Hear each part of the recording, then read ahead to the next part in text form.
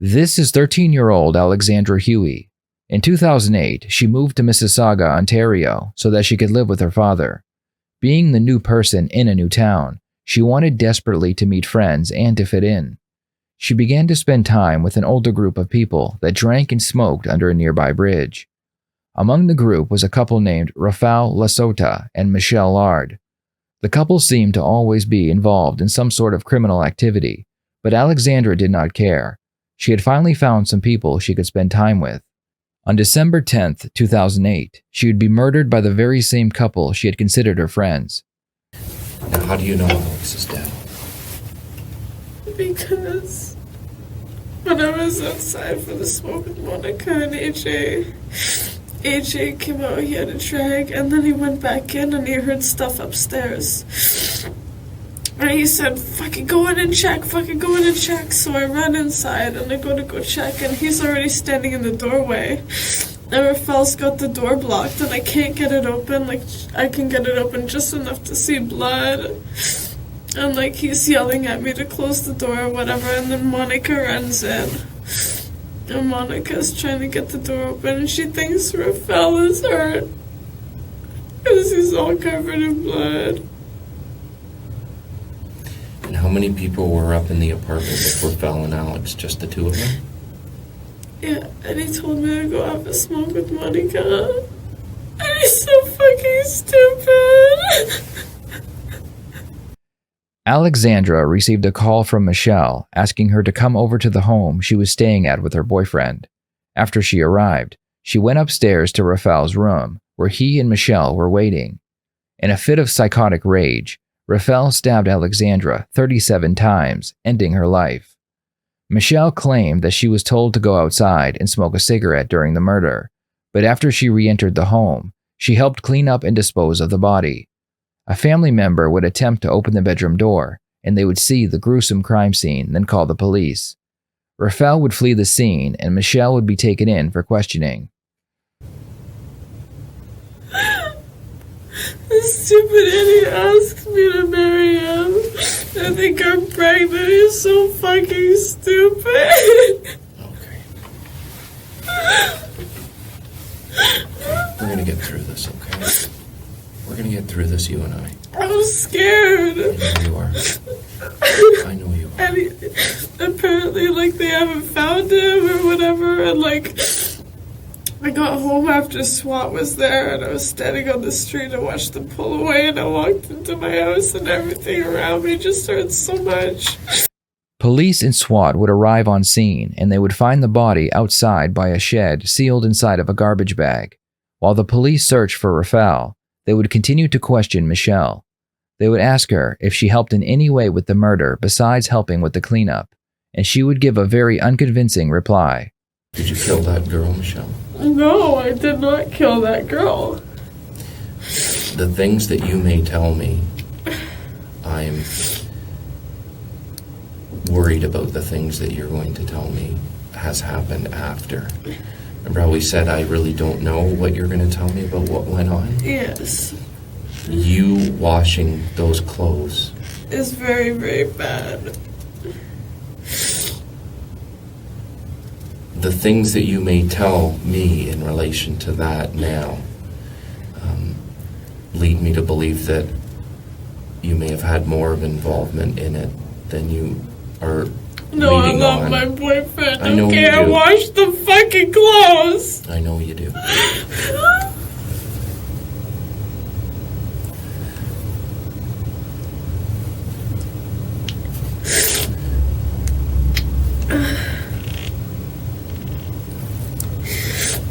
And the bathroom door was closed while he did all the work. Okay. What I'm going to let you know, Michelle, is I'm going to have to caution you in relation to accessory after the fact to murder. Okay? Do you understand what that means? Yes, but we still all agreed that we knew that the cops were being called. Yeah, I know. There's no way you can escape it. No. But you want to say bye. Do you know You what want to be able to say goodbye. Okay. Do you know what being an accessory is? Even though you're telling me that you haven't killed this young lady yourself? You were helping? I don't know what's an accessory. It means you kind of assisted after. Michelle was charged with accessory after the fact because the police believe that she only assisted with the cleanup after the crime was committed. However, a short story was uncovered, written by Michelle, that tells the tale of two characters kidnapping a young girl and taking her life with a knife. The story is written in graphic detail and ends with one of the characters singing, "We are going to kill you. We are going to kill you." What the hell do I do? Well, what I think we'll do, if you want to, you have the opportunity to speak to a lawyer, Michelle, if you want, just about your situation. I just want to say that I had to try to protect him. I know you did. And it only lasted a couple of hours. There's no getting away with it, we knew that. But thinking about it now, I was way too frazzled, I didn't know what to do. Raf put you in a terrible spot. He put you in a terrible spot. But this is not, I swear to God, it's not him, I swear to God. I don't know what the hell happened, he snapped. He just went nuts. And I don't know why. And nobody knows why. His sister's shocked. His mom's shocked. It's not him. He's such a quiet, nice guy, you know?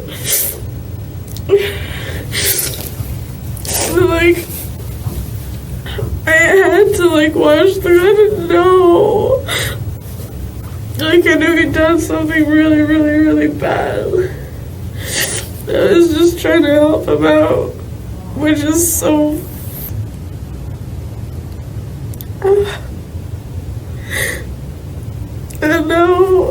I know I'm screwed.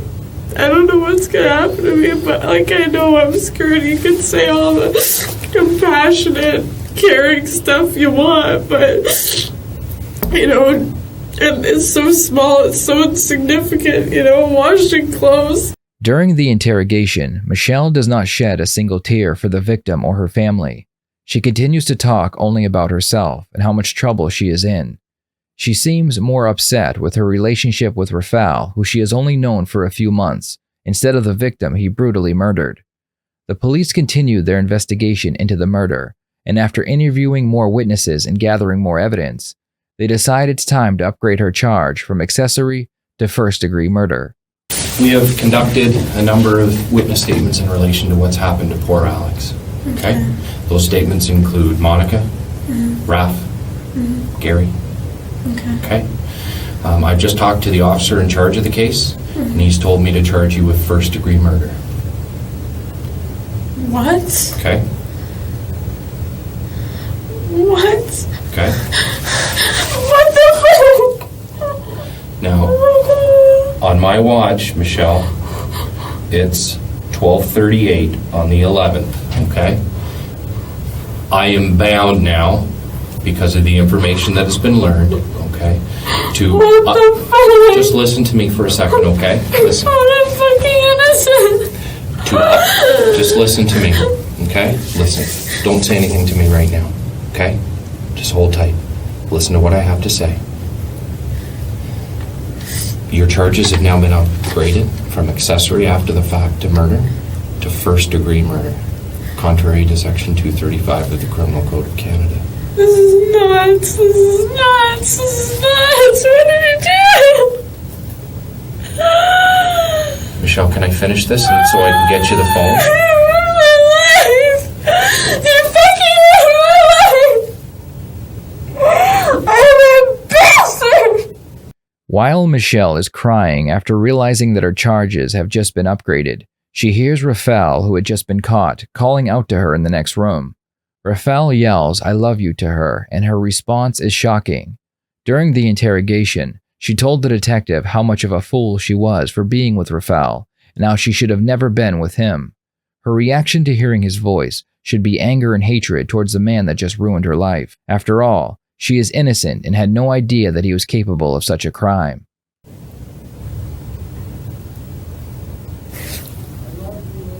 Baby!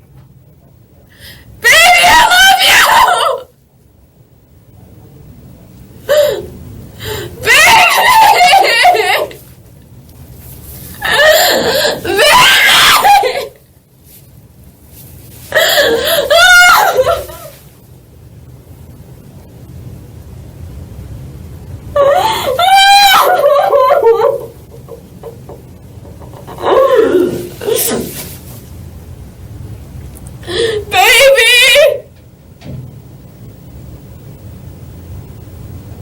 Baby!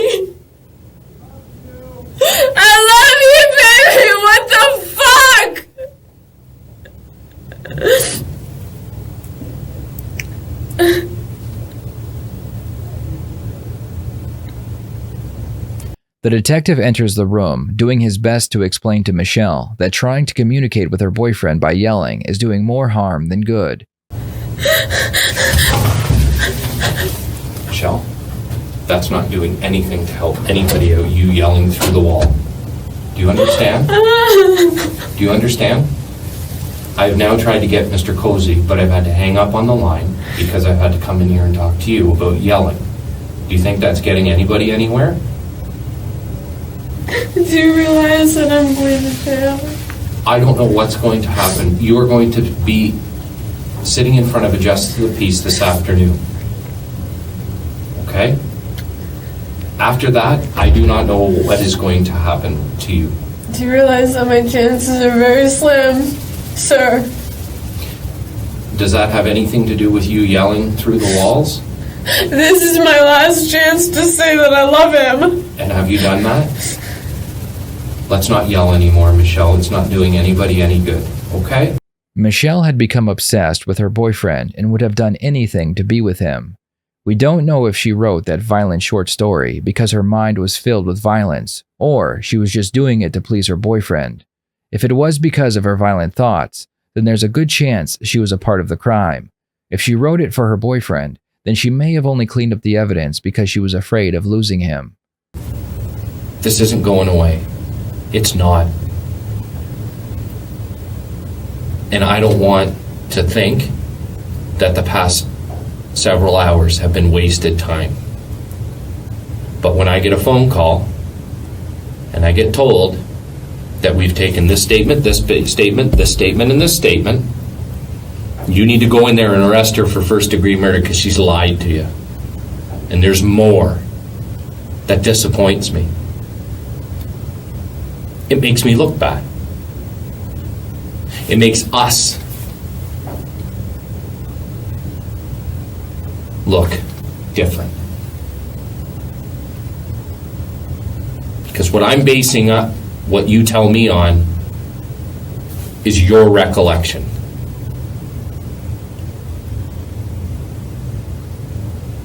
And I'm hoping you didn't provide me a self-serving statement. I told you the truth. You told me the truth, but you lied by omission. Do you know what that means? You didn't lie to me about what you told me, but you didn't tell me at all. You didn't. I know you didn't. You know you didn't. You're wrong. I'm not wrong. I know there's more. I know there is. And what it's going to come down to is the people that are lining up to give statements because this poor 13-year-old young lady was so savagely killed, and it's just going to get progressively worse. The case would be taken to trial, and Rafal would receive life in prison. Michelle, however, would be acquitted of all charges. She wouldn't even receive an accessory after-the-fact conviction. By her own admission, she invited the victim over, never attempted to help save her, washed her boyfriend's clothes, cleaned up the evidence, and lied to the police. After all of that, she walked away with no criminal record. For now, Michelle remains a free woman with a perfect record, doing her best to slip back into the crowd.